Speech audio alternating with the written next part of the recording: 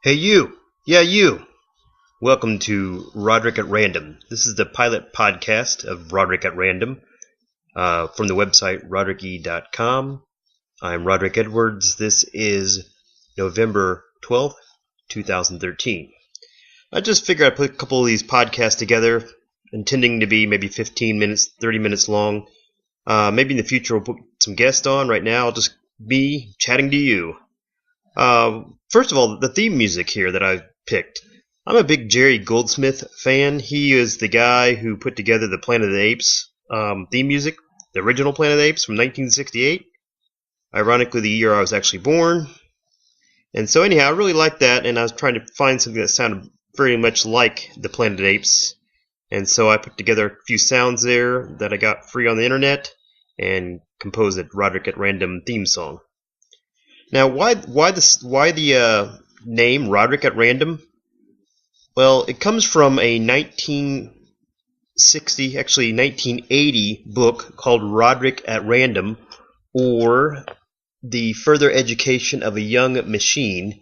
It's a sci-fi book by John Sladek. I think he's dead now. He died in the early, 2000.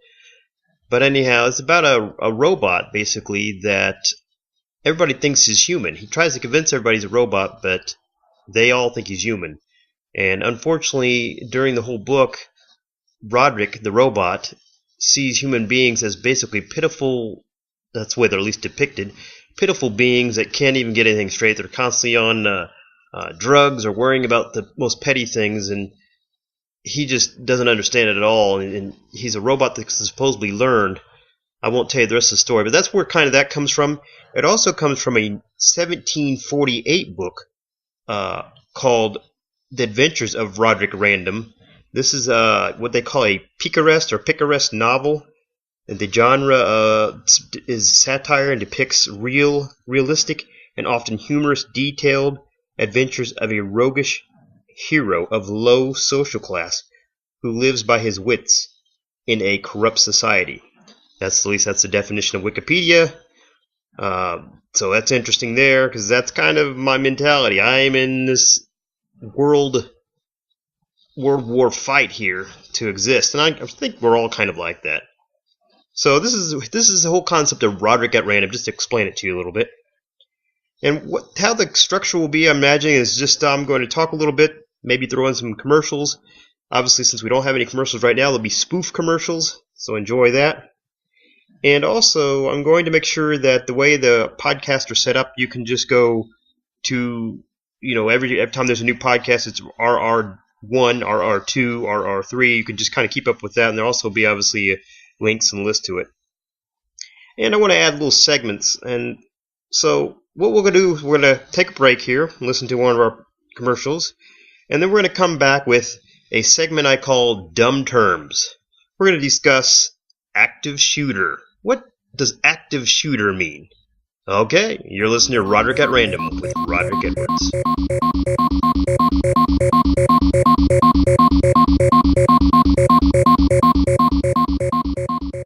If you love to smoke, then you know there's no place left in America where you can light up a butt these days. That's why Carnival is proud to offer our new Smokers Cruise.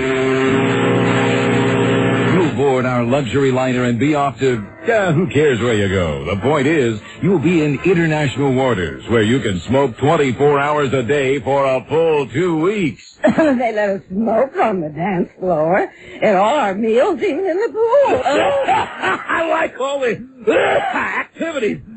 Smoke-alongs, cigar races. Hey, I met a babe who smokes unfiltered Luckies. Oh, what? The Smoker's Crew. Sign up now for regular or menthol. Hey, it's not just a vacation. It's the lung buster. Alright, welcome back. So now we're going to talk about dumb terms. Dumb terms are little catchphrases that we often use. The right to die, or twerking, or in this case, active shooter. Sometimes we can figure out the etymology is the origin of the word, and sometimes not. But it seems to me, at least from the FBI.gov website, they seem to imply that the term active shooter was started to be used around the time of the Columbine shooting. It's a high school killing, as you recall. Active shooter. But if you think about it, it's a dumb term, because if you're shooting, you're active. How do you have an inactive shooter? Somebody who just holds a gun, but they're not shooting, so they're an inactive shooter? To me, it implies that anybody who even holds a gun is dangerous and needs to be suspect. And this kind of lends to what we have going on in the political scene today, that guns are bad.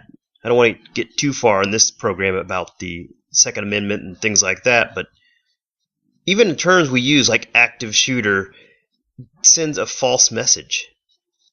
Because there's a fear the moment you see a gun from anybody. I mean, it used to be that people could carry around guns and there wasn't such a big deal. You'd have people coming out of the woods with rifles after the hunting, going to stores with or having the rifles in the back of their trucks and things like that, and it wasn't such a big deal. But now everybody's so afraid of guns, and this active shooter term just causes it to be even worse. Because, again, if you're shooting, if you have a gun at all, you intend to shoot.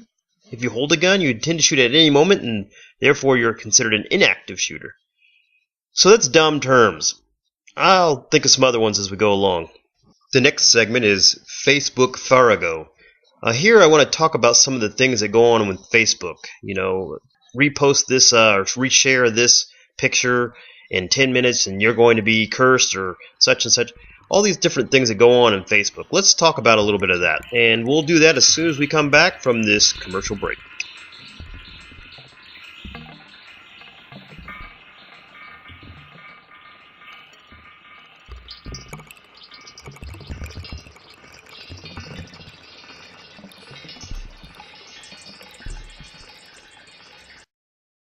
Are you tired of games that are fun? Yes, me too. Fun sucks! Stand aside, action and excitement. There's a new sheriff in town, and his name is Farmville! From milking cows to putting chickens in coops, this game pushes the limits of the imagination backwards! Here's a taste of the action.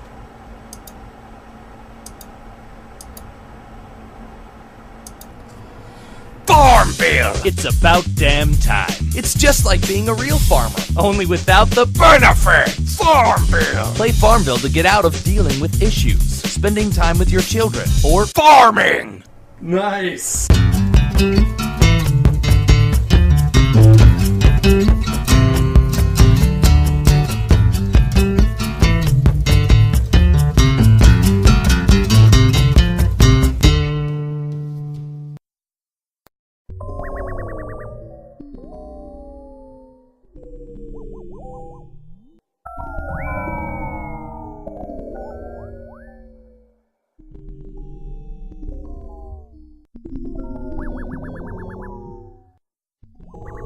And we're back. Okay, so Facebook Farrago. First of all, Farrago is just basically a hodgepodge, mishmash of things.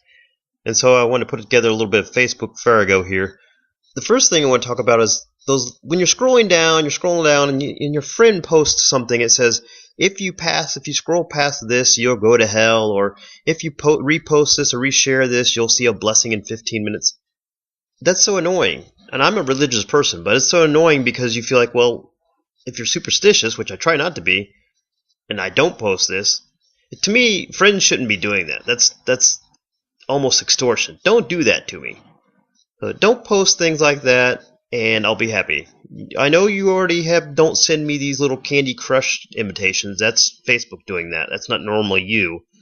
But it is all you when you post these little things and want me to repost it. Don't do it. Okay, well, we're about the end of our program. We'll do this again, hopefully within a month or so. Thank you again for joining us for Roderick at Random. I hope you enjoyed it.